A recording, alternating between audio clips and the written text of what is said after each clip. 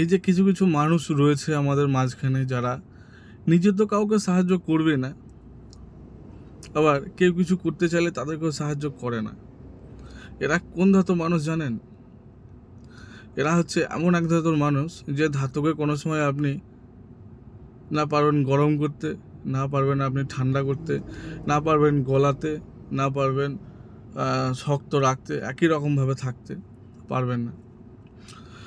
তো কীরকম কেউ যদি চায় এই যে আমি আজ এটা করব সেটা করব, আজ ওটা হচ্ছে, আজ আমার এটা করলে ভালো হবে, তো পাশের জন মানুষ কিন্তু আপনাকে সেই জায়গাতে আসতে দেবে না, বা আসতে সাহায্য তো করবেই না, ওই জায়গা থেকে মানে আপনাকে দূরে সরাবো কী করে এটাই ভাবছে, করছে, করাচ্ছে, নিজে না পারলে অপরজনকে করাচ্ছে।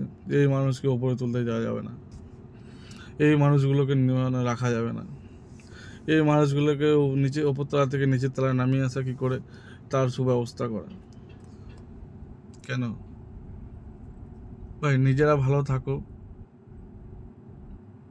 অপর জনকেও ভালো থাকতে দাও।